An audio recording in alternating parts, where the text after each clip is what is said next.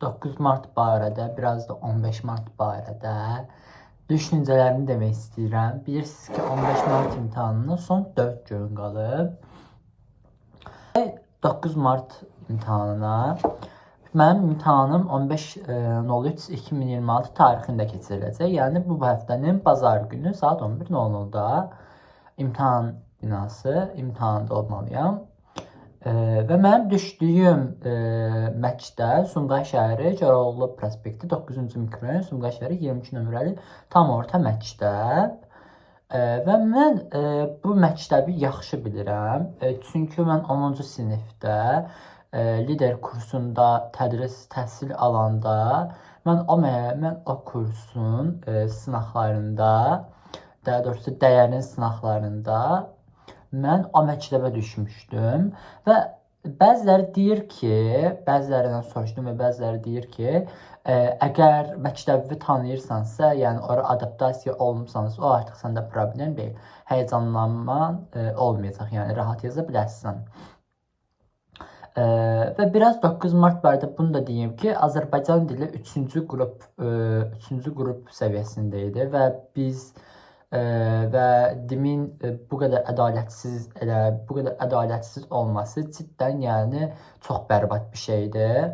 Mənim deyəcək sözüm tək budur ki, yəni 9 Mart imtahanını təzədən keçirsələr daha yaxşı olar. Çünki heç kimin nəticəsi heç ürək açıcı, iç açıcı deyil. Hər kəsin cərrah xəyalları suya düşdü. Çünki buraxılış imtahanından artıq heç kimin ümidi qalmadı. Başda mənim artıq özümün ümidim qalmadı. Mənim dostlarımın özlərinin ümidi qalmadı. Hər kəs yəni birər həvəsdən və motivasiyadan düşür. Və 9 Mart imtahanında riyaziyyat fənni üzrə salınan açıq tipli test tapşırıqlarında Türkiyənin genel yurt eğitim sınavının da suallarının salınması heç düzgün deyil. Və həmçinin də Rus sektorunda isə Rus olimpiada sualını gəlib burada tətbiq etmələri heç bir əhəmiyyət və heç bir düzgünlük təşkil etmir. Azərbaycan dilinə mətnlərinin hamısını çətin salmaqda da heç nə bir şey deyə bilmirəm. Çünki cidden çox ədalətsizlikdir. İngilis də ona baxanda nisbətən biraz yaxşı idi, amma listening çox sürətli idi və onu B1 və B2, hətta B2 C1 arası səviyyəli olan insanlar yaza bilər, mənim fikrimcə. Və riyaziyyatın qapalı suallarının rahat olması, lakin açıq suallarının isə çətin olması heç bir düzgün əhəmiyyət təşkil etmir. Milyonlarla insanın ora ümidlə gedib, ağlayaraq, göz yaşı ilə qayıtması bu dimin öz günahıdır və təqsirkar dimin özüdür. Və plus buna baxmayaraq da balların aşağı düşməməsi də çox ədalətsiz bir şey. Biz sistemin qurbanıyıq. Yəni yerimizdə olsaydıq biz məncə IELTS versək bundan daha yaxşı idi, qat-qat yaxşı idi. Sadəcə təkcə bir fən oxuyursan və əziyyətimin qarşılığını sadəcə ala bilirsən. Lakin dimin sistemi o qədər ədalətsiz və o qədər pis bir sistemdir ki, yəni heç kim əziyyətinin qarşılığını heç bir şəkildə düzgün ola bilmədi.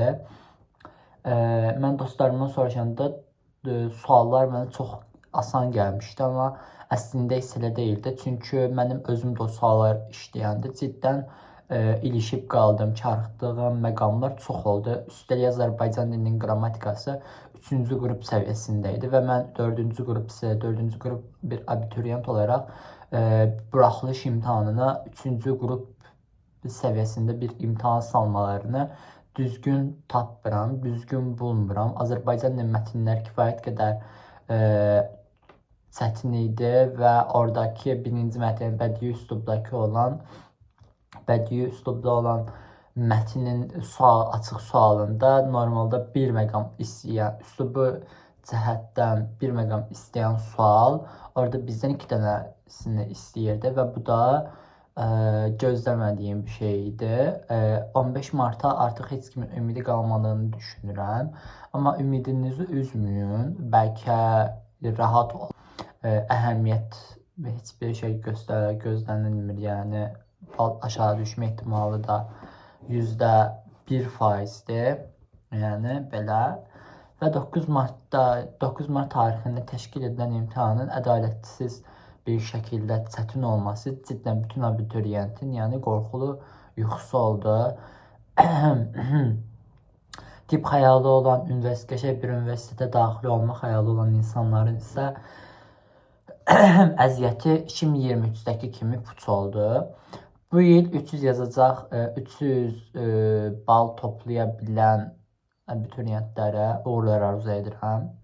15 Mart tarixində keçiriləcək imtahanda isə hər kəsə bol uğurlar arzu edirəm. İnşallah hər kəs əziyyətin çalışdığı əziyyətin qarşılığını ən yüksək balla alar və bizim səsimizi eşidər və ən azından 9 Martdakı səviyyədən azıcıq aşağı səviyyədə olsa yetərli olar və 9 Mart tarixində təşkil olunan imtahanın ədalətsizliklə təşkil olunduğunu və 11-ci sinif olaraq biz YÖS hazırlaşmadığımızı və riyaziyyat fənində YÖS suallarının düşməsinin və olimpiyada rusların və Gürcüstanların olimpiyada suallarını burada tətbiq etmələrinin heç bir zaman düzgün olmadığını sizə bildirmək istəyirəm. Biz bizim səsimizi eşitməli və buna bir yox deməlidir. Çünki biz 11-ci sinif bir abituriyentdik. Biz YÖS-ə hazırlaşan bir abituriyent deyilik. Biz Türkiyəyə hazırlaşmırıq. Biz rusların olimpiyadasına hazırlaşmırıq.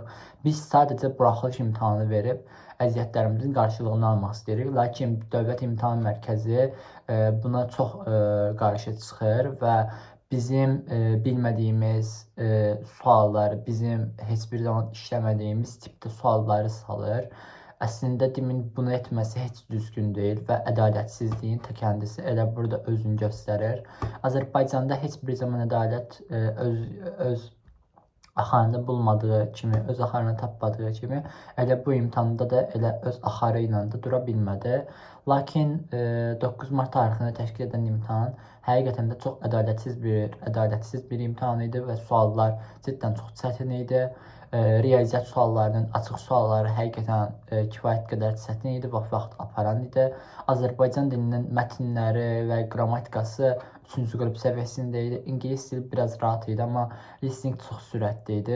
Bizim səsimizi eşitməli və 15 Mart və 19 Aprel tarixində təşkil olunacaq imtahanlarda bunu nəzərə alaraq imtahan suallarını vicdanlı bir şəkildə etməlidir və bizim keçmədiyimiz və bizim illər boyu işləmədiyimiz test banklarından və vəsaitlərdən salmamalıdır. Biz məsələn sınaqlar işləyirik. Güvən sınaqları, OTK sınaqları, Kaspi sınaqları və digər müəlliflərin kitabları, Vüsət Əzizovun riyaziyyat kitabını, İzzə Nəşriyyatının sınaqlarını işləyirik. Onlardan salmalı olduqları yerdə bizə götürüb Puza yayınlarının geometri kitabından bizə suallar salmaları heç bir zaman ədalətli olmayıb.